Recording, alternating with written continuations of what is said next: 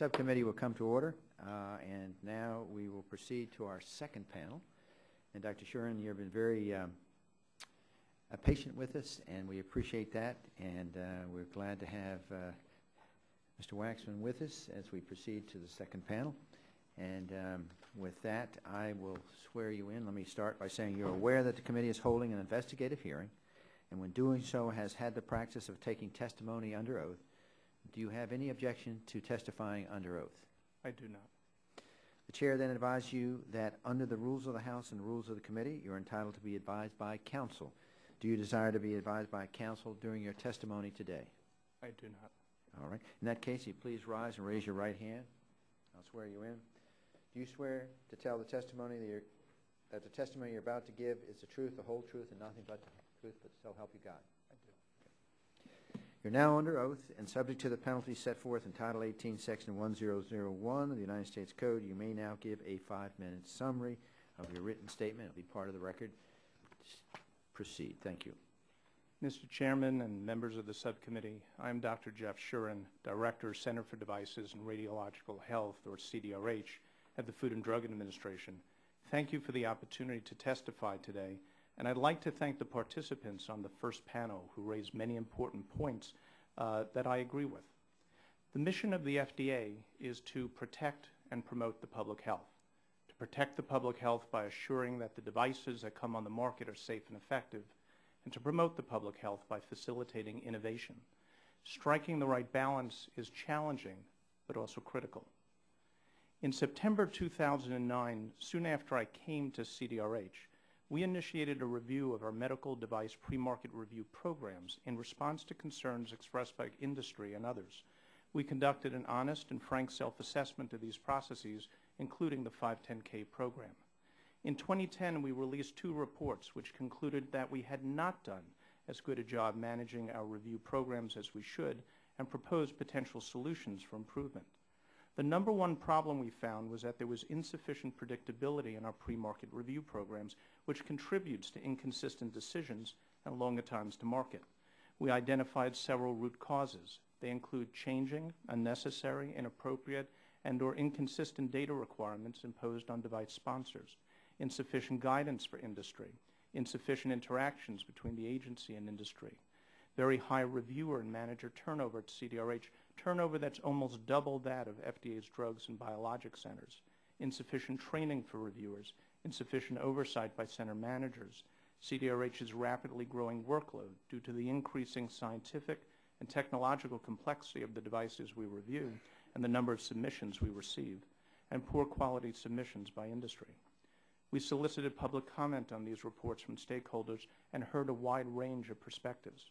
This past January, we announced 25 specific actions that CDRH will take in 2011 to improve the predictability, consistency, and transparency of our pre-market review programs, and have since announced additional actions. For example, we've made a commitment to develop a range of updated and new guidances to clarify CDRH requirements for timely and consistent product review, including device-specific guidance in several areas such as mobile applications and artificial pancreas systems. We're also working to revamp the guidance development process to make it more efficient. We're enhancing the interactive review process and streamlining the review program for low to moderate risk novel devices called the de novo process. We are streamlining a clinical trial program to assure that clinical trials can start in a timely manner. We have already established a new Center Science Council to help ensure consistency and predictability in our scientific decision-making, and we're creating a network of experts to help us resolve complex scientific issues in product assessment, which we hope will ultimately result in more timely reviews of device submissions. We're instituting a reviewer certification program and a pilot experiential learning program to provide review staff, especially our newer review staff, with necessary training and real-world experiences.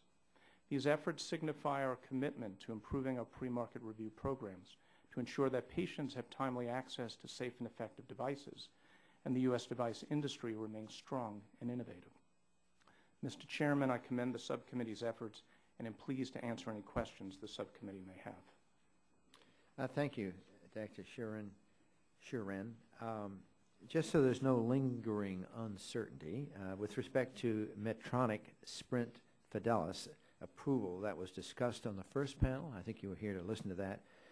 Was the Medtronic device at issue approved as a 510K, as Dr. Kerfman stated in his testimony? No, the lead Yes or being no? no. Okay. Well then, that and other factual inaccuracy that also included in Dr. Redberg's letter to the ranking member Waxman, which is attached to the Democrat supplemental memo, throws into serious doubt Dr. Kerfman's and Dr. Redberg's conclusion. I asked the gentlelady, does the minority still wish to include that supplemental memo in the record? Yeah, it's already been included. All right. Okay, we just want to establish that.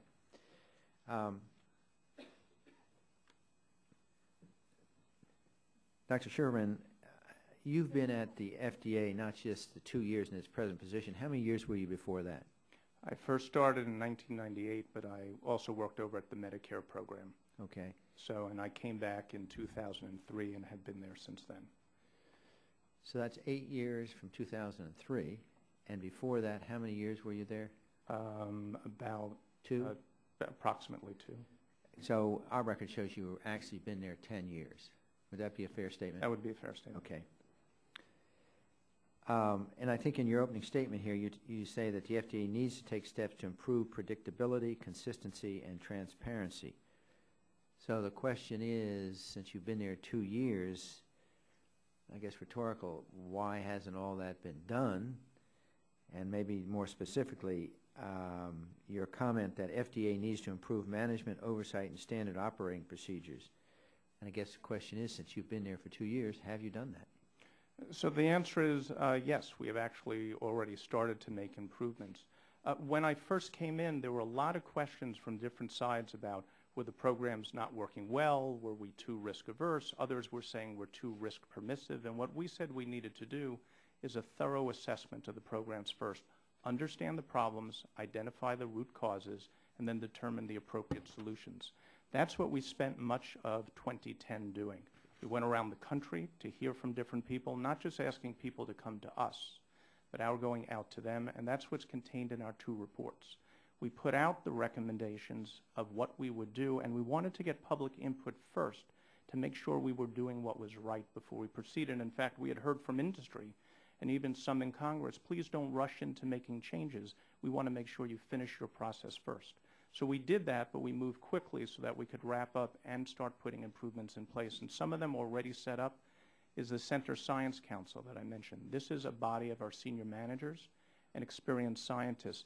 And to them are brought some of the important issues to be decided by the center. For example, where in the past, a decision to Would I be fair to say what you're talking about is what you intend to do? No. The Center Science Council is already set up. Okay, well, let's say all the things you said are good things. Right. You heard Dr. Fischel, didn't you, in which he said the FDA's device center over the past few years is the worst I've experienced in 42 years. So then I asked him to narrow it down. Is it 4 years ago, 5 years ago, the last 2 years? He indicated, as you heard, it's really under your watch. Isn't that what you heard from him? That's what I heard from him. Okay, but okay. So we both agree that's what he said. So under your watch, here is a very competent inventor of the United States award, 200 patents in Europe and the United States. He said it's the worst experience he's seen in 2 years. Do you agree with him? No, I don't think we are the worst in terms of running the center. I do think in terms of performance, we have seen performance worsen. So performance has worsened in the last 2 years? Yeah. No, it has, but it started before then. If I could show you, actually I can show you the data if you'd like to see it. First off, if you would just go to chart number 4. Okay, so And he's saying in his opinion it's worse. You heard him say, you're saying in a sense that it has been bad, but it's not the worst. Well, but you agree the last 2 years are bad. What I'd like to explain is that performance has gotten worse, but I think some things are actually now starting to improve. For example, if you look at the chart here, this is for 510Ks. When we have deficient applications or we have questions, we send out what's called an additional information letter. If you look at the chart here, the percent of 510Ks that we are sending letters out on actually started to increase in 2002. If you next put up the chart for number 2, you'll actually see our performance on 510Ks over time. And what I want to lay out for you is that there have been issues here going on many years that have been increasing. So what you'll see on the chart here is our average time for decision. The top line is what we call total time. This is the time it takes FDA and the time it takes industry. The middle line is FDA's performance. The bottom line is industry time. What you'll see here is that starting in 2005, total time is going up. In fact, if you overlaid even our first chart, which you don't have to do, but from 2002, recall those letters going up? Now watch industry time going up, and then followed after it, while our performance started to improve, total time goes up. If you look at the very end, and the numbers at the end are not done yet, the applications we're looking at the very end shows 2010. So your opinion, things are changing. I think That's things your are argument. starting. That's what I'm trying to say. Is They're things starting are starting to change. We have a long way to go. Long way to go, but you do admit that the last 2 years have been not as, shall we say, competent and No, I wouldn't say that. I think for some indicators in terms of times, okay. those numbers Let me go get up, to this but quote here. Is FDA Commissioner Hamburg your boss? yes. Okay. You've said that the level of criticism the Device Center has received has only compounded the problem. FDA Commissioner Hamburg, however, acknowledged last week that much of the criticism was deserved. End quote. Has Commissioner Hamburg expressed this concern to you, yes or no? Yes, we've been at this. If so, when did he give you that criticism? When did she give that criticism to you? For over the past year, we have been aware of the concerns. So she's criticized for the last year to you. Is that correct? What she is conveying is the criticism she has heard from others, and that she and I both agree with, that many of the concerns raised are accurate. Did she specifically tell you to do something about it after she gave this criticism to you? I started to do something about it from the day I hit the center. I hadn't heard of these and known about the problems before I ever took on my job. And one of the very first things I did when I started was to announce, we need to look at this. In fact, when I first started the job, I was acting. I didn't know I would be permanent. And I told the commissioner, look, if you're going to give me this job, I'm not going to be here and just be a guardian. There are things we need to do, and this is one of the things we need to do. We need to get to the bottom of what the problems are. And I asked permission to do that and was told, yes, you can proceed. I think my only concluding comment is that from our perspective, it looks like you're on the go right now, but you weren't necessarily on the go 2 years ago. And we have this lag of which Dr. Fischel has talked about and which a lot of our people in the first panel just complained about. And so you heard them. So my time has expired. The gentlelady from Colorado is recognized for 5 minutes.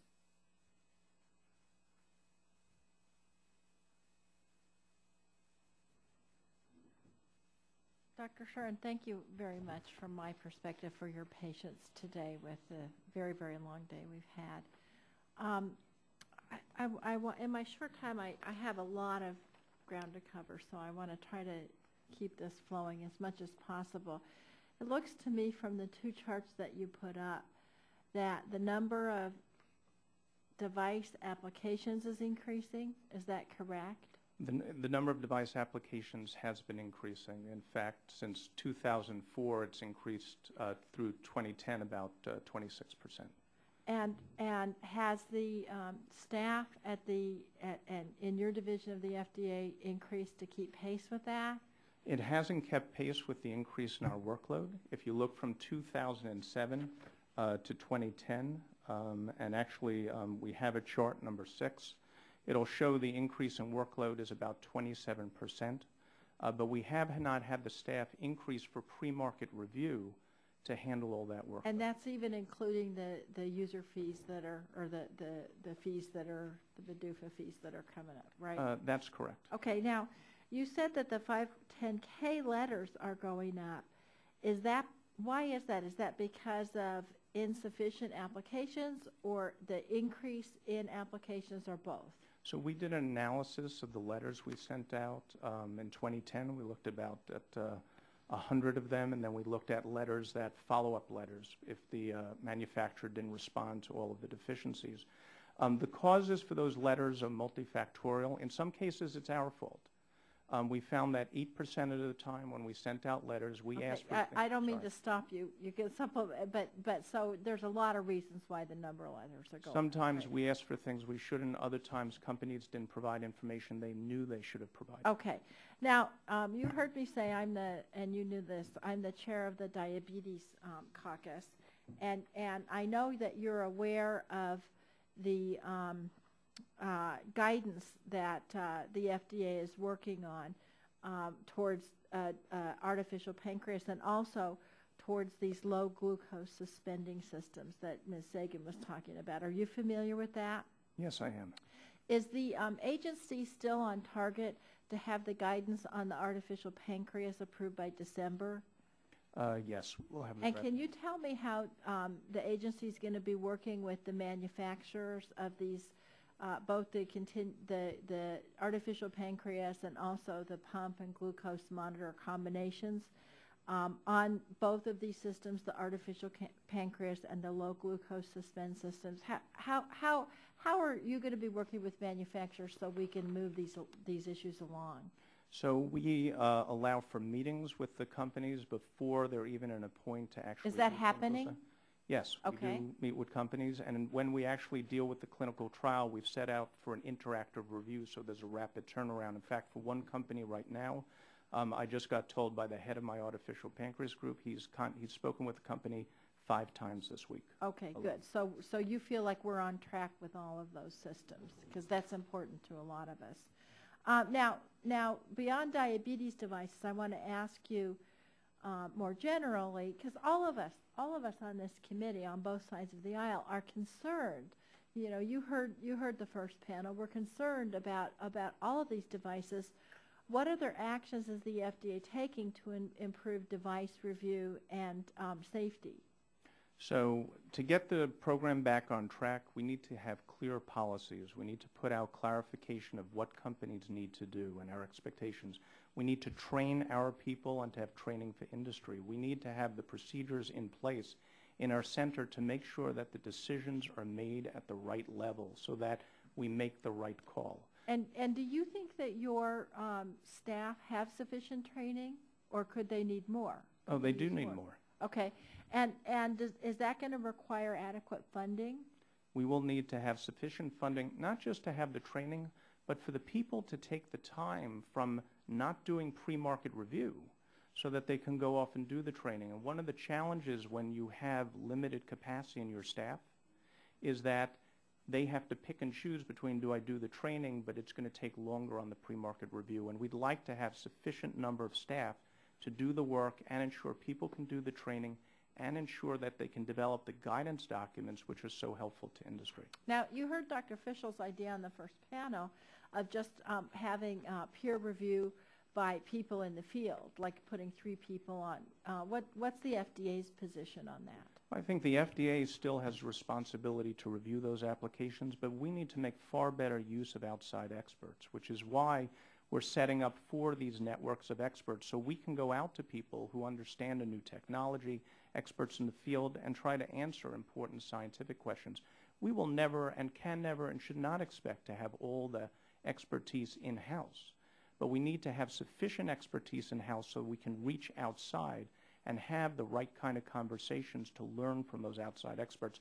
I'm a neurologist. I can talk to another neurologist. You're not going to send me out to talk to an orthopedist. Okay, thank you, Doctor. Dr. Burgess, recognized for 5 minutes. Submit for the record that no one can talk to an orthopedist. My brother's an orthopedist, and I agree with you. Dr. Sharon, you've been very good to speak to me several occasions about some of these problems, and we've talked about some of the issues regarding the FDA's regulation, your regulation of laboratory-developed tests. Of course, we already have the CLIA structure in place that does that regulation currently. If we're going to talk about improved safety standards, but thousands of new tests and many more coming down the pipeline, how do you propose that FDA, if it's going to take on this task and take it away from CLIA, how do you propose to be able to do that with all the other stuff that you've got to do? Well, first off, CLIA doesn't get to the oversight of the tests. It gets more to the quality of the laboratory and the ability of the laboratory to perform those tests, whereas the FDA handles the safety and effectiveness of the test. We have been looking at how could we handle that workload if it were to come in, and that's why any policy we would put out would be phased in over time to try to address incoming workload. Secondly, we would be looking at leveraging our third-party review program we already have to help on reviewing some of the lower-risk devices. And in addition, we look at some of the tests to say, with experience, maybe we don't need to look at them pre-market. We can down-classify them, and in fact, just the other week, we down-classified 30 devices that we no longer will be asking for pre-market review on. Well, I appreciate you being here while we heard the testimony from all the panelists, because I do think it was important that you hear that. I mean, this is the type of thing that we hear in our offices, or I hear in my office, week in and week out. We've got this thing, we've got this stuff, we've got this test, and it's been in the pipeline for 3 years, 5 years, 17 years, and we're no closer today than we were when we started. So I think it was important that you heard and felt some of that frustration. And you and I have talked about some of these things specifically in the past.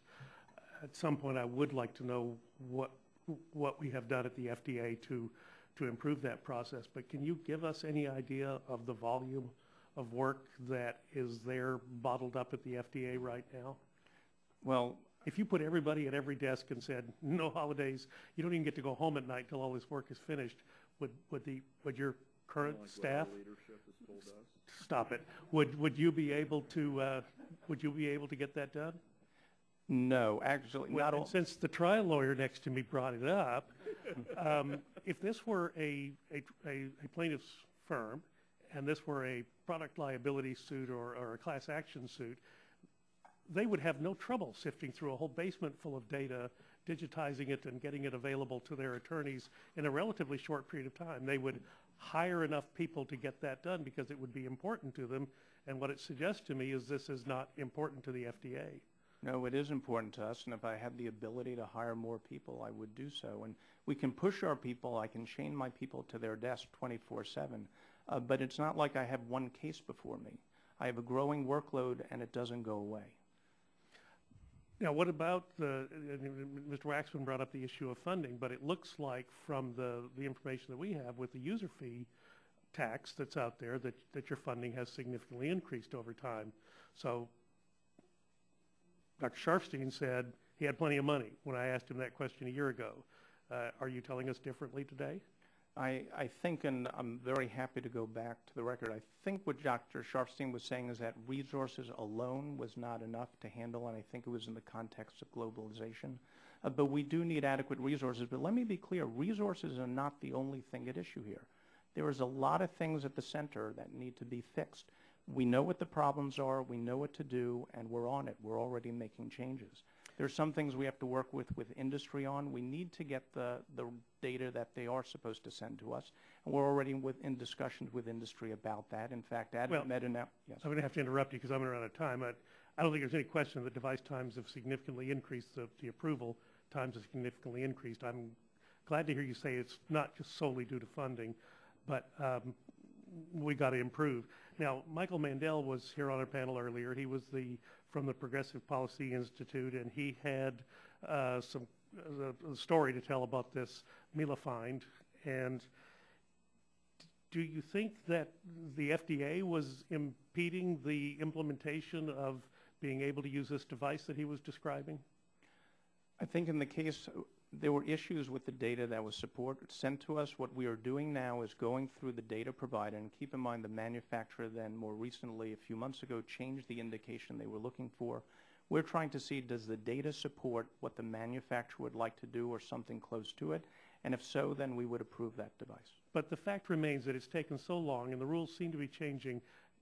Is the FDA causing us to lose our edge in the development of these new devices? I think the FDA needs to do a better job to ensure that we keep our edge as the world's leader in medical device innovation. Thank you, Mr. Chairman. I'll yield back. Thank you. He asked you, do you think we're losing our edge? Just yes or no? I don't think we have lost our edge. I think if there are steps we don't take, we are at risk for losing it in the future. Thank you. And the gentleman, Mr. Waxman from California, recognized for 5 minutes. Thank you very much. Dr. Sherman, I want to ask you about a statement that Advanced Medical Technology Association, known as AdvaMed, the Medical Device Industry Trade Association, issued today. I'd like to ask that this statement be made part of the hearing record, Mr. Chairman. AdvaMed is the leading device industry trade group. According to their website, their members produce 90% of the medical devices sold in the U.S. Here's what AdvaMed had to say, quote, "The medical technology industry has long recognized that a strong and well-functioning FDA is vital to maintaining America's preeminence in the medical technology innovation, and we support the current regulatory framework in the U.S., end quote." Do you have any reaction to this statement? I'm glad to hear it. Actually, recently I was in a meeting and with senior officials from AdvaMed, and they had said to me that they support the current approval and clearance standards for the U.S. Well, their press release says that we believe that any steps necessary to address the situation can be taken without changing the current robust statutory standards for clearance and approval of medical devices. Earlier today, we were hearing from member after member on the Republican side insist that the FDA and the regulatory standards required by the agency for device approval are destroying innovation and causing device manufacturers to move overseas. But the leading device manufacturing trade group puts out a press release that says the best way to maintain America's preeminence in this area is, and I quote, "a strong and well-functioning FDA requiring industry to comply with robust statutory standards for clearance." Now, I assume they don't want the statutory requirements changed, but when they talk about a robust FDA, I'm sure they're talking about a well-funded one. I must take exception to the comment that was made if FDA really cared, they'd hire more people. You're hiring as many people, I presume, as you can afford. Isn't that correct? Oh, that's correct. And we also suffer from a high turnover rate, which makes it so much harder to try to keep up with our losses. Well, if the Republican budget as proposed passes, it would provide a 10% cut, over $200 million in the FDA budget. Cuts of this magnitude would affect every facet of FDA operations. You have a tough job to do, balancing the desire of manufacturers and patients to get quick approval for devices with your statutory requirements to make sure they're safe and effective. I think, and I won't ask, well, I think this is short-sighted to make these kind of budget cuts. Do you differ with me on that? I'm deeply concerned that budget cuts will cause us to not only lose people, but our performance will worsen. And that will not be in the best interests of industry, won't be in the best interests of patients. Do you have difficulty attracting the best people? We do have a challenge attracting the best people. The circumstances are it's high workload for people. People get burned out. And the pay for our people, particularly our frontline managers, doesn't compare to what they get in industry. In fact, in some respects, it's not necessarily even the same for other parts in the agency. And so we have a very high turnover rate. So you have a high turnover rate. You've got a difficult balancing job to do. You recognize other internal problems that you're trying to deal with in the medical device area in terms of, I'll say it, culture or inability to move as quickly as we would hope they would, and you're trying to address those issues. I am, and in fact, these same problems were seen in the drug program 10 years ago. Same thing in PDUFA, where they had high turnover rate, there were concerns about slow review times, and the drug program was able to get on top of it. I think people may have heard Dr. Woodcock the other week testify, talk about how now they are so much faster than Europe. And there was a Health Affairs article out about it recently, and what made it is they had to make some internal changes, but ultimately the drug industry got behind the program, they provided additional funding, and that program took off. In fact, right now the drug program, and I'm not saying it should be the same size, but it's 3 times the size of the device program. They have 5 times as many medical officers. They get 10 times the amount in user fees.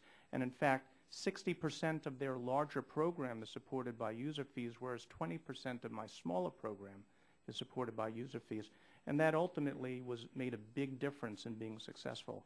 I hope ultimately our program is much more successful like the drug program. Well, we hope so too, and I hope this hearing will lead to a very constructive approach by a Congress that has not very well performed so far this year. We've done practically nothing. We may not even raise the debt ceiling and allow our economy to go over the cliff, and we're telling you how to run an agency. But I hope as we do our job and improve in our job performance that we can help you, not cause more problems for you. I see my time has expired, and I yield back, Mr. Chairman. Gentleman's time has expired. The gentleman from Nebraska is recognized for 5 minutes. Thank you, Dr. Shern. And I appreciate that you have outlined some of the areas that you have identified as needing improvement. So I appreciate that you're willing to do that. Lisa Jackson is much more fun than you are, frankly, up here. At least she fights with us instead of coming and recognizing that there's issues and problems that need fixing. I save it for my wife. We share something. Then, but on money part, let's start with that, and then I want to tag along on what Diane was talking about with some of the artificial pancreas and how we can work through it maybe even faster. But as I understand from a Congressional Research Service report, funding from 2008 to 2010 increased 35% for the medical device review process. So it's gone from, in 2008, $275 million to $368 million. So I find it hard to really grasp that the 2-year period that we're talking about, funding was increased, delays increased, problems occurred, and it's all related to the lack of money. And so yeah. My question to you is in the 2 years you've served there, there's been an increase of dollars. You've had a turnover. Is the turnover related to pay? Turnover is related to pay and to workload. I will say in terms of the funding we got, and I haven't seen that report to look at percentages, but we did get increased appropriations from Congress. Congress also tells us how that money should be used, and that money predominantly was directed towards post-market safety and globalization, some science. We really didn't get the big boost for pre-market review. We did get an increase in user fees, which we focus on pre-market review, and if you're talking about the years 2008 to 2010, the enacted user fees that we can get in 2008 were for my center, $26.6 million, and they went up to $32.8 million in 2010. So between those 2 years, I had about an increase in $6 million in user fees, enacted user fees. And those, while I had been on the job, and recall I came in late 2009, so I'm dealing with money coming in for 2010. I've tried to direct more money to pre-market review. 2011 was a bit of a challenge because our, as you know, I understand the challenges you all go through. Budget. But oh, that's right, we did pass a budget, didn't we? It's the Senate that hasn't. Sorry, my wit was lost there for some reason. Let me get to the low glucose suspend systems and artificial pancreas. Do you know how long those have been before the FDA, the medical devices, for approval? Well, there is no true artificial pancreas. No one has developed it. There's nothing commercial. The low glucose suspend, the company has come to us, I believe, and this is my understanding from my staff, but I believe it's just been in the past year, and we've been working with them to get up to do the studies they need, and ultimately, hopefully, if things turn out right, then approve it and have it on the market. And the process, it's been there for a year. What information is required? So at this stage? So at this stage is to show it's safe and effective. The device is available in other countries, but from what we were able to see, and particularly in Europe, it wasn't approved for the low glucose suspend. It has that as a feature, but it's not in its indications for use. And then we asked, did you do any of the prospective clinical studies to show that that feature works? And they hadn't. They didn't need to do that for Europe. So that's what we're asking for here in the U.S. All right, so And the- I'd like to see such a device out there. And I will tell you, the head of my artificial pancreas group, he's a type 1 diabetic. He has said to me, if we had something out there that worked, that was safe and effective, he'd use it. not only, in my last 30 seconds, what do we need to do to get this done? What you've got the JDRF out here, others that are listening. What's necessary right now? So right now, we need to get the next guidance out there. We need to finalize the one we put out on glucose suspend. We need to get the next one out on artificial pancreas. That will be out on December 1. I mean, in the best of all possible worlds, I'd be able to beef up and have a stronger staff to focus on this. We deal with so many disease disciplines, in fact, that we don't have enough of the people to do all of that work. And I will tell you, in the case of this guidance we just put out, I actually pulled endocrinologists from my other centers and asked them, would you be willing to give up your time on reviewing drugs and biologics to help us out on this, just so we had the capability to get it done as soon as possible. All right, my time's up. Gentleman, time expired. The gentleman from Michigan, Mr. Dingell, is recognized for 5 minutes. Mr. Chairman, I thank you. Would you please submit us a list of measures you're taking to improve the consistency of the review process? Please. Yes. How many FTEs in your center work on device review? The device review process under our user fee program is 949 FT as of 2010. In your tenure at the center, have you witnessed a high turnover among the review staff, yes or no? Yes. What is your turnover rate? Would you submit that for the record, please? Yes. Amongst the review staff currently employed by FDA, what is their average tenure in that position? Please submit that to the record. Yes. Now, as I'm sure you are well aware, the House recently passed H.R. 2112, the fiscal year 12 Agriculture Appropriations Bill, which would cut the FDA budget by roughly 11%, or $285 million. Please submit for the record what is the result of that on your efforts to improve the handling of new permits for the devices that we're talking about today. Would you do that, please? Yes. Now, if the proposed cut to the FDA budget included in H.R. 2112 is enacted, will FDA have to lay off employees? Yes or no? Yes, there is a likelihood we may have to lay off employees. How many will have to be laid off? Will you submit that for the record, please? Yes. And I want that. I don't want it strained through OMB. I want that delivered to this committee. Now, will the proposed cut jeopardize the number of review staff that FDA is able to employ at the center? Yes or no? Yes. By what order of magnitude? Submit that for the record, please. Yes. Will the proposed cut have a detrimental impact on any efforts to improve reviewer training at the center? Yes. Yes. Or no? Now, I would note that one of the complaints that my office consistently receives is that medical device approval process has a certain inconsistency from reviewers at the Center for Devices and Radiological Health. Have you taken steps to improve reviewer training, yes or no? Yes. Would you please define what those are for the purposes of the record? Yes.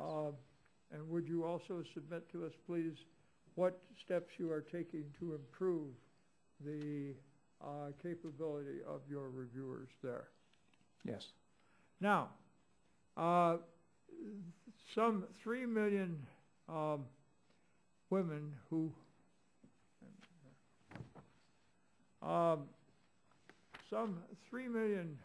there are some areas of improvement in the current medical device approval process. But I would ask my colleague here, does anybody remember the Dalkin Shield? Anybody around here? Well, 3 million American women used that device. They were assured it was safe in the early 1970s. yet the result was widespread cases of pelvic inflammatory disease, spontaneous abortions, ectopic pregnancies, and infertility. I was here then when this committee created a medical device law in 1976 at the urging of my good friend, now deceased President Ford, a Republican. So, is there anybody around here who wants to return to what President Ford called the horse and buggy days of device regulation? Do you want to do that? No. All right. Now, I want to remind everybody here that, first of all, we face huge risks. We talked earlier about pharmaceuticals that kill people and cause children to be born with flippers.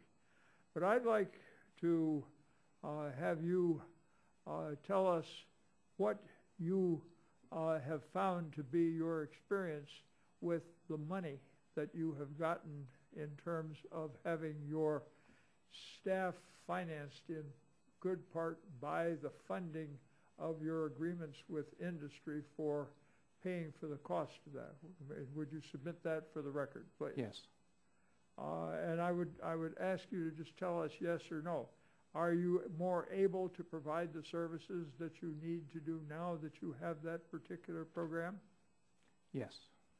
And of course, that's true in the case of pharmaceuticals, is it not? Yes. Mr. Chairman, I thank you. Thank you, Mr. Dingle. Mr. Bilbray, you're recognized for 5 minutes. Doctor, the gentleman from California was pointing out that you could be facing a 10% cut in your budget. Are you aware that venture capital in medical research and device research is down almost 40%? That's about 30% more than the reduction of other venture capital in high tech. I don't know the actual figure right now for investment. Would you have any explanation of why those investors who traditionally went to research in medical devices would have such a large reduction in proportion to those who were investing in other high-tech devices that don't relate to medical? Well, what I can say in terms of what I've been told and told by industry or industry reports, it's multifactorial. I mean, one is with the global recession, venture capital investment went down across the board, and the VCs have become more risk averse. They are looking for investing in technologies that are further along in development. At the same time, there are some things on our end. Okay, okay, go ahead. Go ahead. Explain. I was going to say insufficient predictability from FDA is something that can also impact. Because that's a huge gap, 30% between venture capital for an iPhone as opposed to venture capital for a melanoma scanner is a huge gap. And you do say that you think that the regulatory oversight is one of the major, or a major problem that we need to address with that discrepancy. Well, I think having sufficient predictability is an issue we need to address regardless. I mean, when I looked at VC investment, and like I said, it was down. Some of the figures from 2010 showed that devices were still the fourth leading area for investment and had held that way. But I do understand from the VCs, and I do take this seriously, that if we can improve predictability, we can lead to more investment in device technology. Okay, let's talk about a device that was brought up in the testimony today. And there's a lot of people that don't want their devices or their items brought up because they're concerned about it affecting their review process, which I think is a concern in itself, but we're not here to talk about that. We are talking about something that was brought up in the first panel, and that is this remote scanner for melanomas. When we're facing a situation with 3% annual increase on child melanomas, 8,700 people die a year from this, that we have a device that may be practical for a general practitioner to use to detect melanomas that may not be following the regular description. Why was that device basically denied the ability to go through a review process, a review panel? The decision first time around not to have the device go to the advisory panel was wrong. The staff made the wrong call. It should have been allowed to go advisory panel. It eventually was. It was supported. It was a very slim margin. It was 8-7. We went back. How much of a delay did that put in? I don't know. I don't know the actual time. Let me just say this. This is what, and I don't blame you. I just blame that I hope both sides of the aisle understand, that some of us that have worked in government long enough understand there's an inherent problem with bureaucracy, and just accept it. It's just one of those things. There's a problem with capitalism, but there's a problem with government bureaucracy, and that is it's too comfortable to say no. It's too comfortable to show up the office and go through, basically review stuff, and there's not the push or the uncomfortable of getting something done, moving, that you may get in a different angle. And the doctor, the challenge is, what is the accountability to the people who said no, and how long was this delay? And I will say this. If you take how many months, and I would challenge how many months, that this device was slowed down, how many people died during that period in the United States from melanoma? That tells us that could have been avoided, possibly, if not just dermatologists, but general practitioners had the ability to detect this down the line. And how do we get the bureaucracy to understand this is not about time and it's not about money. It's about people's lives. There was a comment made this morning about the delay. Who was the doctor who was over in the corner, Mr. Chairman? Fisher.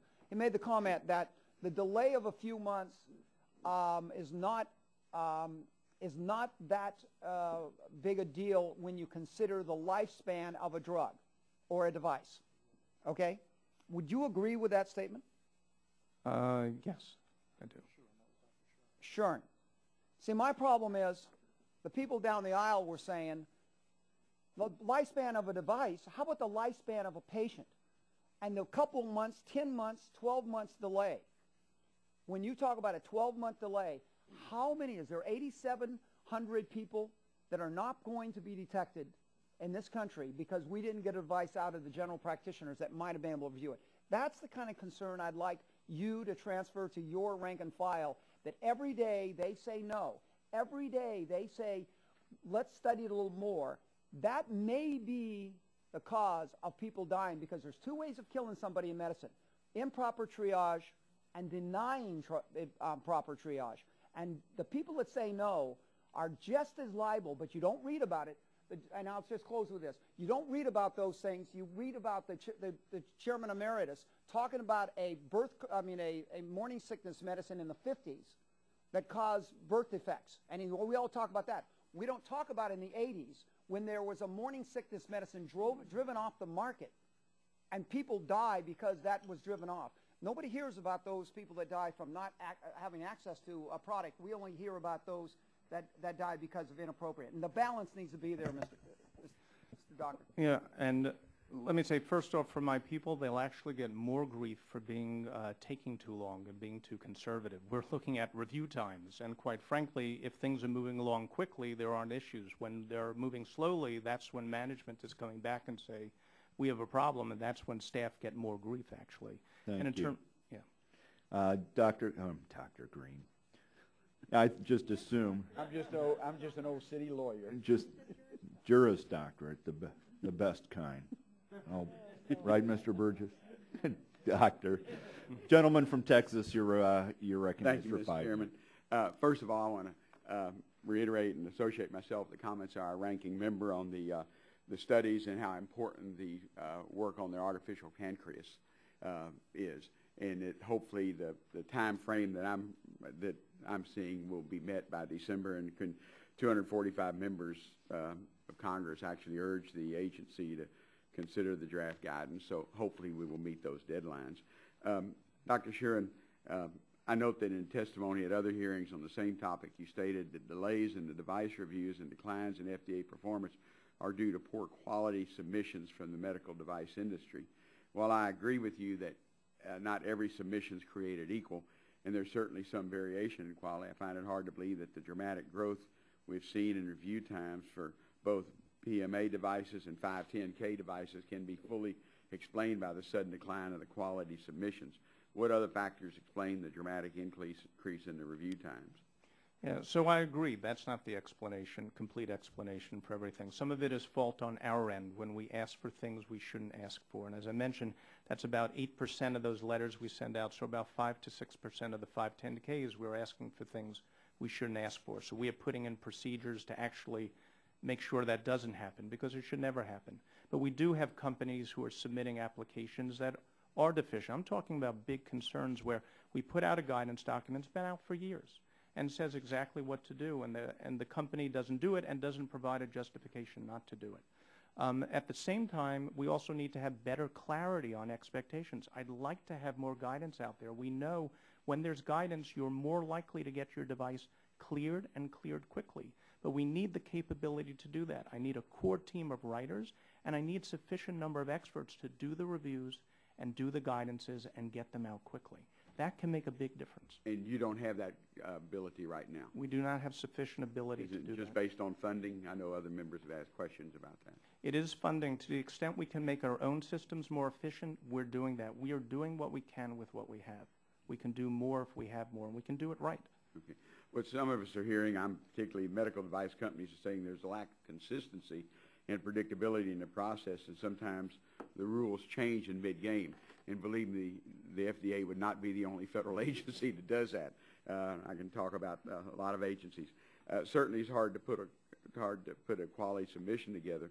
But is that also a problem that sometimes once the submission's made, there's, like you said, there may be requesting information that you don't really need, or do they change it? The rules actually change once somebody submits Sometimes the rules change and it's justified. There's a new safety concern, and we go back to the company and say we have new information, and based upon that we need additional information, or based on the company's own data we have found a problem and we send them back. What we're now instituting is when the rules of the road change, and they need to change quickly, where we can't take time to get public comment because of major public health concerns, we're now going to put out a notice to industry to say things are changing, here's why, and get it out quickly, where before companies wouldn't find out until they came in the door with their submission, and they wasted their time and effort when they could have been notified earlier, and we're fixing that now. Okay. I guess just the certainty and consistency, that's what anybody wants. I've heard you say previously that the FDA is meeting its user fee goals for 95% of the submissions. When I looked at the charts from the most recent quarterly update on the medical device performance goals, dated May the 2nd, there was an awful lot more goals than the 5% that were not being met. And I know that the 510K submissions account for about 95% of the device reviews that FDA does each year. But all these red boxes where the FDA is not meeting its user fee goals are concerning to me. I also note that goals aren't being met largely, the PMA goals. In the previous panel, we heard from patients who could not access these breakthrough technologies and had to leave the country to get access. What are you doing right now to rectify that situation, and what steps is the FDA taking to ensure that patients have access to this cutting-edge medical technology? So in addition to the actions I already mentioned about making these systems more predictable, more consistent, and more efficient, the other things we're doing are we need to adjust clinical trials in the U.S. If we can start clinical trials earlier here, we get the technology earlier here, companies then keep the technology with our doctors. So we're going to be putting out a policy soon to actually allow for first in human, the very first time you give it to a patient, to let those studies start earlier than we did in the past, and to allow for the manufacturer to make changes, to innovate and test without necessarily coming back to the FDA. We heard this is a big deal for the VCs. It's a big deal for the companies. We'll be putting out that policy. The other is being very clear about the factors we take into account when we make benefit risk determinations. We have been inconsistent in some cases when we do that. We are for the very first time going to put out what those factors are. We're going to get public comment on it. Things like taking into account a patient's tolerance for risk. Serious disease, patients are going to be willing to tolerate more risk. Serious disease, we may allow for a treatment, particularly if there's not an alternative out there. That guidance will go out. We will require that our reviewers go through those factors. They lay out what the answers are, and they put in the record. I consider that so important that actually I chair that working group personally. Mr. Chairman, thank you. One quick question. I'd like to know that we've heard a lot of comparisons of the European system and ours. If there is a device in Europe that's been approved, even with those 74, whatever they do, can the FDA access the success or failure of that device in Europe? And do you give any substance to the quality of any studies that come out of those that are actually being used in Europe? Yeah, so we absolutely will use data from Europe or from other countries. We do use that data all the time. In some cases, we have even approved devices that are based predominantly or, to my understanding, completely on data outside the U.S. But it's got to be the data that actually answers the question and of high quality. And one of the challenges with Europe and other countries is they'll let a device on the market without showing it's effective. So they actually never generated the data to show it's effective to meet the U.S. standards, and a lot of those studies are not so robust. In fact, the British Medical Journal, a series of investigative articles, the European Society of Cardiology, a group of European health technology assessment agencies all came out and said that for high-risk devices, you should be more like the U.S. You should show you're effective. You need to have more robust clinical studies like the U.S. You need to be transparent like the U.S. Tell doctors and patients the basis of those decisions and put out more guidance explaining what you need to do. As much as we need to do more guidance, the EU puts out nothing near what we do to clarify what kind of studies you have to perform. Thank you for your patience. Mr. Scalise, you are, or is it Dr. Scalise? I'm not a You're tourist recognized for doctorate 5 or minutes. a medical doctor. I just play a congressman on C-SPAN occasionally here. I do want to ask a few questions going back to your testimony, and in a few different spots you talk about the success of the FDA, and specifically in relation to what's happening in Europe. And of course we had a full panel this morning that was giving I think some very eye-opening, riveting, and not real positive glowing endorsements of FDA's performance, especially compared to Europe. And you say here, in terms of time to market, data shows that the United States is performing as well or better than the European Union. And then you're going to say the EU typically approves higher risk devices faster than the United States because, unlike in the United States, the EU does not require the manufacturers to demonstrate that the device actually benefits patients. You had a whole panel of patients sitting here at this table talking about devices they have access to in Europe, that they would have to go to Europe to get, that would actually improve their lives. Some actually did it. They went to Europe to get the device. You had Dr. Fischel sitting right there with a device sitting in front of him that's been waiting on FDA approval for years that relieves migraine headaches. And yet there's data, there's devices, there's real testing, there are patients that use it, and then there are people that are using it in Europe, and you're implying that Europe's just got some kind of Wild West mentality, that they're just giving out approval for things, when in fact you've got Americans that right now have to go to Europe to get the treatment that actually would and has in some cases improved the lives of those patients. So how can you make these comments after, especially after you sat here and heard the statements from these patients and the mother of a patient? So if I can have chart 3. First of all, I empathize with the patients. I am a physician. I'm a patient myself. I have loved ones who are patients. I want to get safe and effective devices, but emphasis on safe and effective devices to patients even like myself. You asked in terms of the data for performance. This isn't my study. This is an industry study. They looked at the 510Ks without clinical data. That's about 80% of the devices that we review. And the products came on the market first in the U.S. as often or more often in the U.S. than they did in the EU. And in fact, if you looked at the top chart, the performance, the likelihood of coming on the U.S. market first actually has improved more recently in time. Now, for the smaller group of high-risk devices, they have come on the market first in other countries for years. We can do better on that. We can get a lot closer, but we will never be completely as fast because of that difference in effectiveness. Does it have ramifications? Yes, because you do put on the market devices that don't benefit patients. Patients get, in some cases, when they have an alternative that works. So they missed out on good therapy. The healthcare system paid for ineffective treatments. And in fact, we know from Europe of a number. I want to go back to something, though, because, again, we had testimony not just from patients, but from doctors who have actually invented devices. I mean, Dr. Fischel, again, this is somebody who's been inventing devices for decades, has been nationally recognized, Inventor of the Year, has put out more, probably more devices than most doctors in this country. And he said, he first talked about the change he's seen, the attitude in the FDA in the last 2 years is the worst he's seen in his 42 years of inventing. And then he further went on to say there is a different attitude at the FDA than we've ever seen before.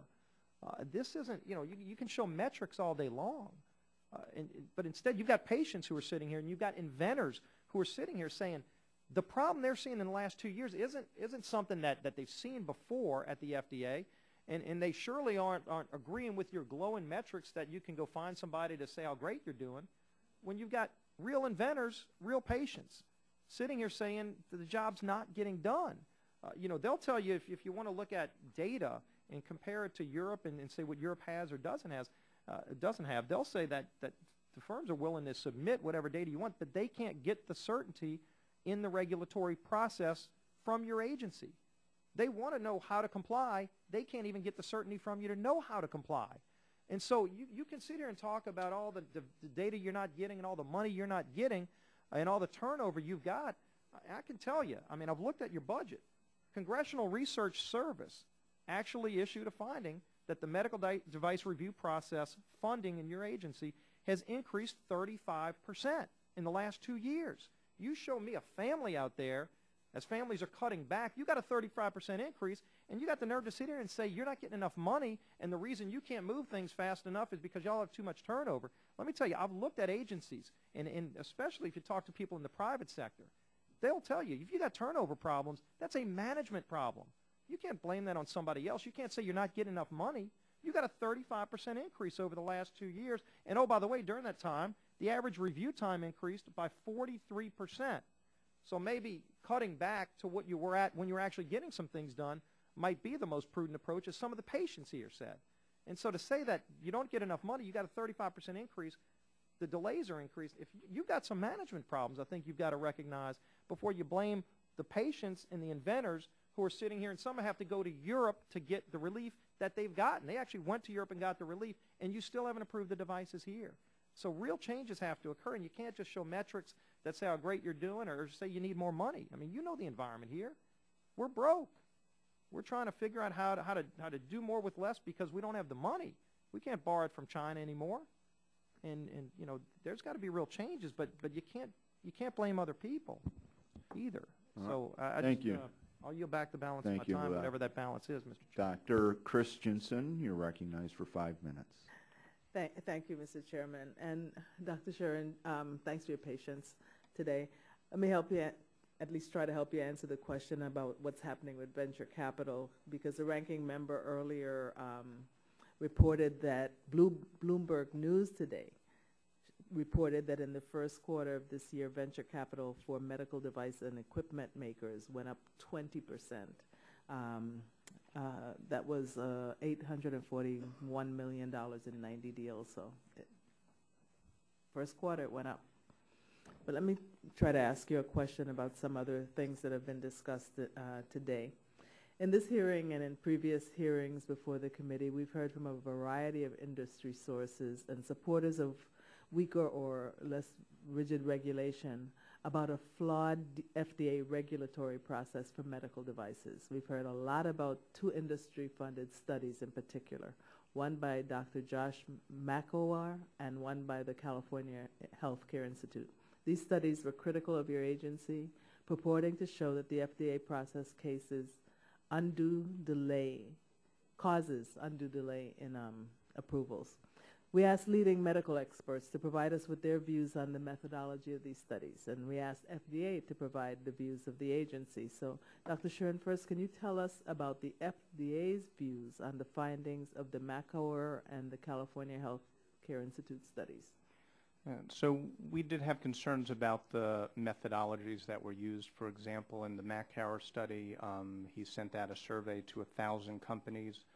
Not to the full industry of that. He got 204 who responded, and then on particular questions trying to compare the U.S. to the EU, and the number of people who could actually have had a device in both might have been 60 to 80. So very underreporting, and in those cases, we know the people who are most dissatisfied, that's who reports. Most of these companies did not have much experience with the FDA. Only 55% brought a 510K through the process, only 32% a PMA. Much of the methodology to compare timeframes was apples to oranges. They didn't look at the same point in time between the EU and the U.S.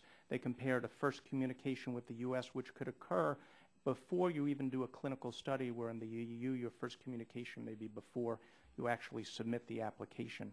And therefore, I could reduce those times dramatically if I didn't meet with companies and just say, give me the submission, and our times would dramatically improve. In fact, the best way to compare is if we had the data from the EU and comparable times for reviews, and in fact, it doesn't exist because the EU doesn't keep it and doesn't report it. Thanks. Well, your views are really similar to the views of the outside experts that are described in the supplemental memo that was shared today. These experts also identified a variety of problems. One reviewer concluded that there were so many flaws in design and execution that the author's conclusions are rendered essentially meaningless. Another reviewer concluded that the CHI study reflects little or no understanding of the complexity of medical devices. All reviewers indicated that these studies would not stand up to a basic scientific peer review. So, Dr. Shuren, would you agree that these industry studies are so flawed that they should not be used as a basis to justify radical change to the FDA device safety standards? I would not be using them in terms of the actual numbers and data behind them. And that's why we tried to actually go and pull what the real numbers look like. On the flip side, in some of the studies that have come out, they raise what concerns are, and some of the problems that are raised, like high turnover rate, insufficient guidance, those are issues that we agree need to be addressed. That's why we're taking the steps that we're taking. But we shouldn't base decisions based on flawed data. That doesn't serve anyone well. We agree. Mr. Chairman, we have important decisions to make on this committee as we work towards reauthorizing the Medical Device User Fee Act, and we can't really afford to base these decisions on fatally flawed and biased studies. If I may just say quickly, by the way, that chart is from one of the flawed studies, and I put it up because, you know, if you put it out there, it's out there. It's not my data, but even industry in their own study reported what comparisons between the U.S. and the EU, so just so that's on the record. I'm just curious. I understand that the Europe might be forming some kind of a unified committee to more standardize their review of their medical devices and probably medication. Do you know anything about that and how close they are?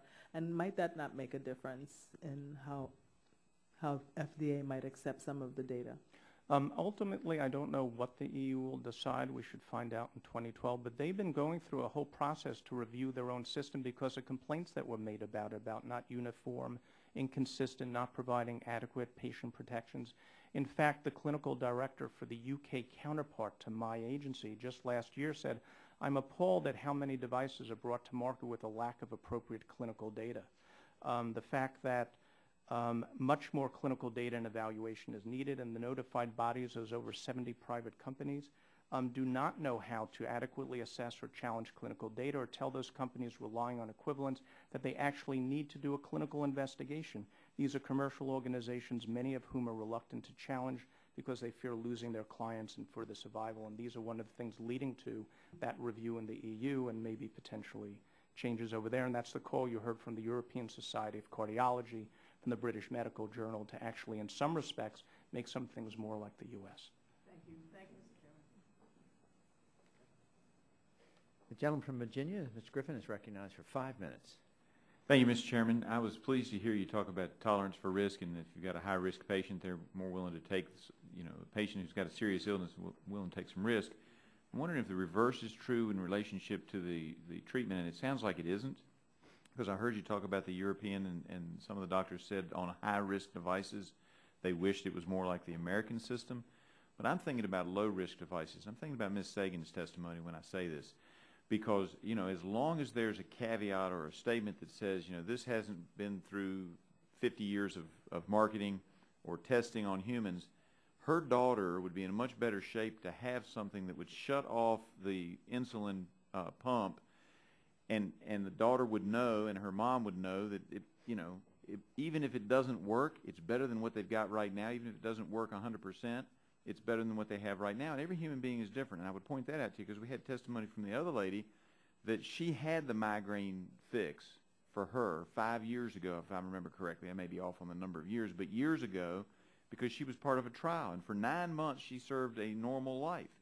And it sounds like, in listening to that testimony this morning, that that was a fairly low-risk medical device that could have been brought to bear. And everything isn't going to work for everybody. And having, you know, a huge study that says it's effective for 99% of the population isn't always going to be the way to go. I did a little data search, you know, on accidents in ambulances, and I'm not going to ambush you with it, but I'll just tell you about it. Because if you take the theory that I was hearing this morning that, you know, we have a certain number of deaths, we had 300 deaths in an 11-year period in automobile accidents while people were in ambulances. We had 24 deaths in a single year with medevac. Well, if you took that and applied it to what the FDA has been doing, from what I heard in testimony today, that means you wouldn't allow the medevacs or the ambulances to be out there because, notwithstanding the fact that it might help thousands of people, some people died. And I understand that you have to be careful, but you got to take that into account. And so I would have to say to you that, you know, you might want to look at a risk versus benefit analysis, and if the risk is low and the benefit might be great, get that thing out there quicker. Because, you know, we heard testimony from people who are suffering who could really use some help. And I understand, look, if you're putting something inside somebody's body that's going to be there for hopefully 20 years, that's a different situation. I understand what the Europeans are saying about high-risk devices. But we were hearing testimony this morning about devices that sounded like to me, now I'm a lawyer, not a doctor, and maybe I'm wrong, but it sure didn't sound like they were high-risk devices to me, that seemed more high-risk not to have for Ms. Sagan's daughter, not to have something that at least, you know, even if it worked most of the time, would shut that insulin off. That doesn't mean she still wouldn't have risk because she's diabetic, but it would seem to me that that would be the better course, and I don't know how you fix that, and if you need us to help, come see me, I'll do what I can. That being said, I would also say in regard to venture capital that Chris Coburn, the head of the Cleveland Clinic Innovation, stated last week, raising capital is harder given the current economy, and healthcare reform creates a lot of unknowns. Raising capital is harder. Healthcare reform creates a lot of unknowns in the current timeline. You add in regulatory delays, and all of a sudden the arithmetic of developing products domestically starts to break down. So it's not just folks coming in here with some kind of a political agenda. This was just a talk that he was given somewhere, and I'm just wondering, and if you would submit them later because my time is almost up, what steps you might be taking on all of these things that I've mentioned. And then also I would say that apparently at a recent hearing of the Committee on Oversight and Government Reform, you mentioned that sometimes reviewers ask for data that might not be necessary. And I'm wondering what you're doing about that, because the industry indicates that's a relatively recent phenomenon. We heard testimony this morning that one of the parts on the migraine invention that Dr. Fischel, thank you, was talking about, he said he had a plastic valve he showed us, and he said, and this is already used in all kinds of different devices, but now I've got to show them it works again, even though it's already been approved in other devices, just that valve. And I'm just wondering what steps you're taking to correct that. Where would people have gotten the idea that asking questions like that are acceptable? And do you have a process in your industry, if you've got different teams looking at different things, to say, well, wait a minute, Team A already approved this valve and looks like it's pretty good. So I would ask you to submit those to us for the record, and so that I can review those as well. And I know I fired a lot at you, and I've only got 19 seconds for you to respond, but anything you want, you can say in that I'll time. give you an example of some of the things we're doing to ensure we make the right decision and consistent. So if you're going to, the review team says, we want to ask for a new kind of study for a type of device, across that kind of device, that's being brought to this new Center Science Council. So rather it being made, a decision made low down in the organization, it's coming up to the senior managers and experienced scientists and medical officers to review, to make a call as to whether or not that's right. That allows for looking over the program for consistency, and make sure that decision is well informed, because we may turn around and say, we disagree. And those are the kinds of changes we're putting in place, that if you're going to make a change, it's got to be made at the right level in the organization. I still want to give my reviewers flexibility, but when big decisions are being made, I need the right people to be involved in making that call. Thank you, Mr. Chairman. All right, gentlemen's time has expired. I think we're going to do a second round, and then you're free to go. So we appreciate your waiting here. Just to be clear, you are citing what appears to us as a flawed study in your test. What you said in your opinion, in your testimony, and on the poster board here. Is that right? Does that make sense to you? Oh, yes, for the California Healthcare Institute. Right. Yeah, I do think there are parts in terms of some of the data they That are provided that I would disagree with in how it's presented. Okay. We just want to put that on record. The gentleman from Texas, Dr. Burgess. Thank you, Mr. Chairman. Dr. Shuren, thank you for staying with us so long. Part of the review of the 510K process, the FDA allocated $1.3 million to the Institute of Medicine to convene a committee to evaluate the 510K's effect on patient safety and innovation. And the IOM committee will have a very influential role, including reviewing 7 of the FDA's most controversial recommendations. Now, in February of this year at a health subcommittee hearing, you seem to have some concern that the IOM committee itself would lack the patient advocates, innovators, and inventors who are familiar with the 510K system. Critical emissions raise questions as to the credibility of the IOM recommendations and why the FDA would pay $1.3 million in taxpayer money for such recommendations. Is that a fair observation? I don't think I had raised concerns about it. I think some of the members were raising concerns in terms of the panel makeup. And what I did try to put out at the time is are not our concerns your concerns? Concerns by the members who some of the members who were on the committee. No, they should be your concerns if there are concerns. Well, I understand. And what I tried to say too is we contract with the IOM. We don't make a decision in terms of who are on the panels or what they look at. I will tell you, though, that what comes back from them are recommendations. They're not making a decision. They are recommendations. And if they make a recommendation and we are thinking of adopting it and it would have an impact, big impact on industry or others, we will go out and seek public comment first. If it's a recommendation that it all pertains to legislation, that's not our call. Have they made recommendations to the FDA? No, I have not seen anything from the IOM yet. Now, there's a lawyer from the University of Minnesota named Ralph Hall who has concerns that the IOM committee violates the Federal Advisory Committee Act. Are you aware of that opinion from Dr. Hall? Yes. And if that is the case, it would be illegal for you to implement the recommendations of the committee, of the IOM committee that violated the Federal Advisory Committee Act, correct? I think he raised the concern of is the committee fairly balanced? And there are people on that committee who have experience developing 510Ks to come to the agency. There are people with experience dealing with 510Ks within the agency. Did the IOM committee certify that it had complied with Section 15 of the Federal Advisory Committee Act? I don't know if they certified that effect. Well, but you're telling us today that you will not institute any of the IOM committee recommendations until some of these questions are resolved?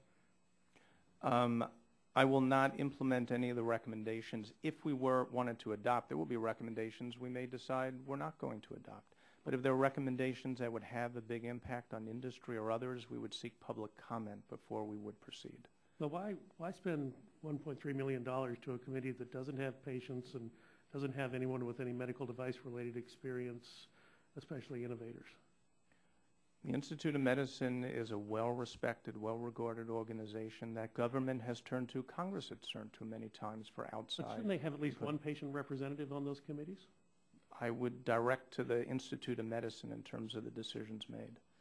And again, I would direct your attention to the overall legality of whether or not they complied with Section 15 of the Federal Advisory Committee Act. Let me ask you this. There are complaints that the FDA is not communicating with companies what's needed in a submission.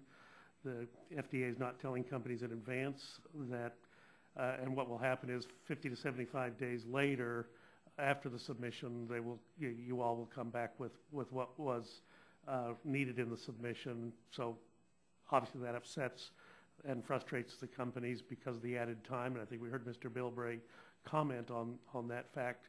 What are you doing to ensure that companies are notified in advance about what is needed and then thereby included in the submitted applications? So first I would say there are other occasions where companies know what to do. We've told them what to do, and they don't do it. And I appreciate the fact of hearing that companies will provide us what we need to receive, and I've heard that before. But we have companies that actually don't do that. They don't give us, even in spite of laying out what they need to do. I'll give you a very quick example. Something called the pulse oximeter. It actually, you know what it is, just for the other members. It's a sensor you can put on your finger to tell you how much oxygen is in the blood. We have had guidance since, I believe, 1992. We updated in 2007. It said you need to do a very simple clinical study. It's sort of you use this and you measure it from the blood and see if it's accurate. We recently had a company come in, didn't send us any clinical data. We go back to them, why not? And we ask again, where's the clinical data? We've laid this out for years. We do deal with those circumstances, so it goes back and forth. For the cases where we can provide more clarity, I would like to be able to put out more guidance for industry and to update our guidances more quickly. I would like to have the capacity to go ahead and do that. I think we would like for you to do that. I would like the assurance that a company comes into you with a novel device and says, what are we going to need to do to comply with your guidelines to get the submission completed in a timely fashion? I'd like to be certain that they are getting that information up front the first time and it doesn't change throughout the submission of that application. Well, one of the things we're doing are what we call pre-submission meetings. If you come in, let's say, before you're going to do a clinical trial or before you submit your application, we're going to be putting out guidance probably by the end of November. Then now, for the first time, it lays out, here are the expectations for a company, what they have to give to us. Here are their expectations of what you can expect to see from the agency, and that includes our putting down what is our advice, and then standing behind it, assuming that device doesn't change in an important way. You change what the use is for, you change the technological characteristics that may have an issue, but if not, then we should be standing behind it, and that's going to be put out in our guidance later this year. And on your website? Well, the guidance will be out on our website. In fact, it will be out for public comment before we finalize. All the things I'm talking about from guidance all go for public comment. In fact, some of the things we don't normally put out for public comment we're doing, like that notice to industry letters, which is an internal action. We put out standard operating procedures of what we would do and when. We ask for public comment on it. It's out right now for folks to weigh in. Time of the gentleman's expired. The gentlelady from Colorado is recognized for 5 minutes. Thank you very much, Mr. Chairman. I just want to ask you a couple of follow-up questions, Dr. Shuren. The first one is the question about the funding levels, because the chairman had said in April 2010 there was a CRS report that said the medical device review process funding increased from $275 million in fiscal year 2008 to $368 million in fiscal year 2010. But that funding, as I understand it, includes user fees. Is that correct? Yes, and I believe that's more than for my center, because my numbers for my center are a little bit lower. What are your numbers? What I have for my my total budget for 2008 is $225 million, and this is what I've been given from my budget people, and from 2010 is $272.7 million, and that's comprised of appropriations and user fees. How much of that is user fees, do you know? So in 2008, the enacted amount is 26.6. And the amount in 2010 is 32.8. I say enacted because under the law, if we collect more than we're supposed to in the first 4 years, we have to give it back by lowering our fees in 2012. Okay. And in fact, we're going to be doing that. Fees will go down in 2012. Now, so when we enacted the user fees in the MDUFA legislation in 2002, that allowed the funding to increase in better proportion to the cost of the agency. Is that right? That's correct. There was an adjustment factor that if our workload went up, we could increase accordingly. That was taken out in, I think, 2005, 2006.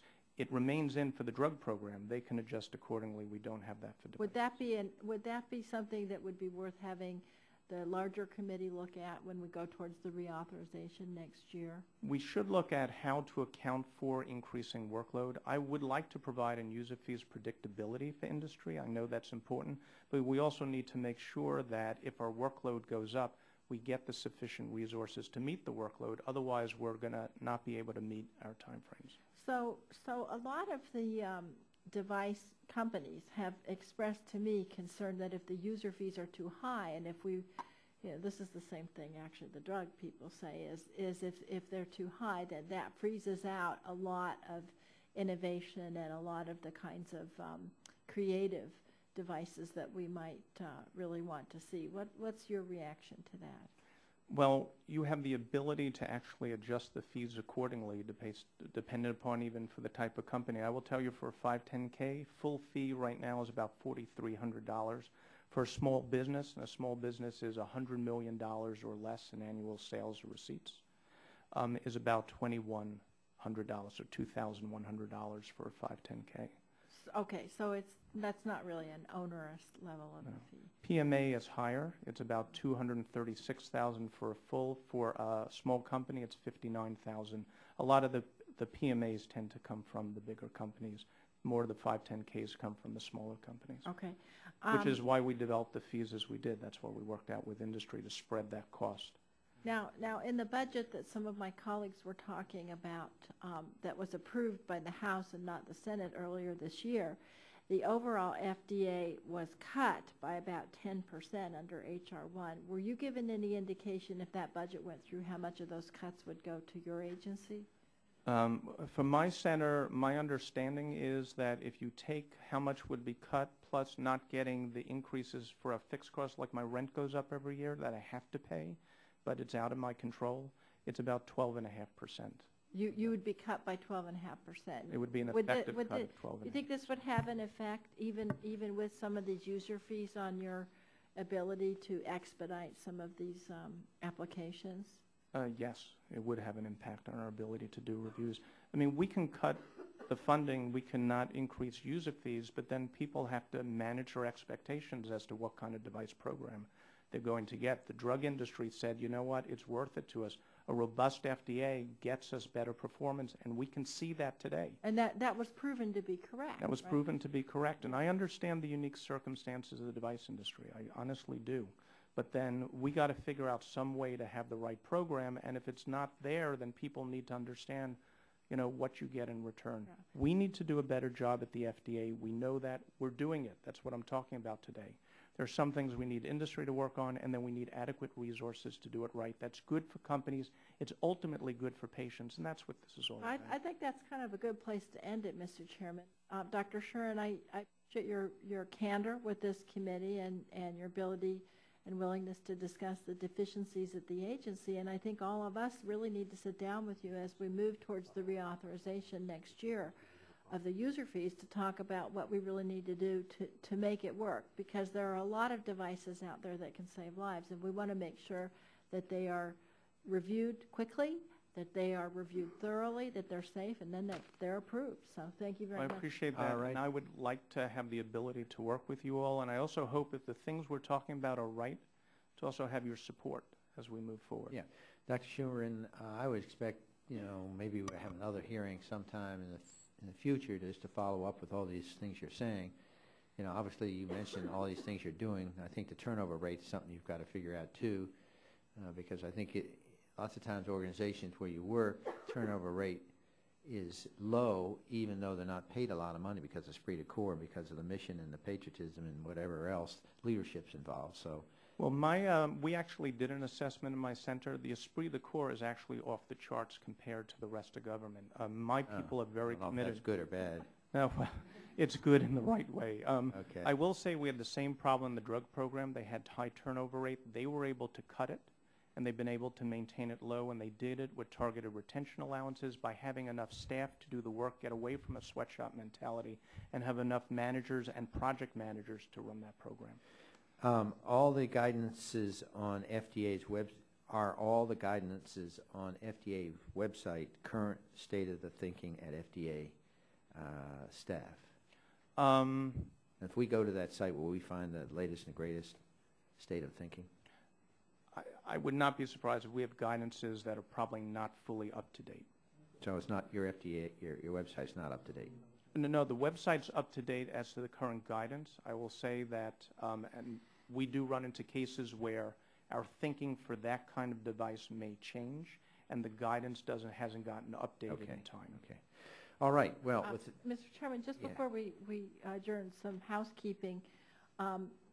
You had asked unanimous consent to put this Medtronic case in the record. Mr. Waxman had asked UC for this AdvaMed press release, and then we had asked UC for Dr. Shuren's slides. Are those all agreed to? By unanimous consent, so ordered. Thank you. May I just clarify one thing? But if the thinking has changed with the guidance, what we are trying to do is you update the guidance first so people know. But if not, and we need to make a quick change because there's new information, there really is a risk you got to deal with, then we're going to these notice to industry letters so that industry well, when you say does going get to vote industry, quickly. you've heard a lot of our panel today. I would think they would help you, and you're going to go to private industry first, too.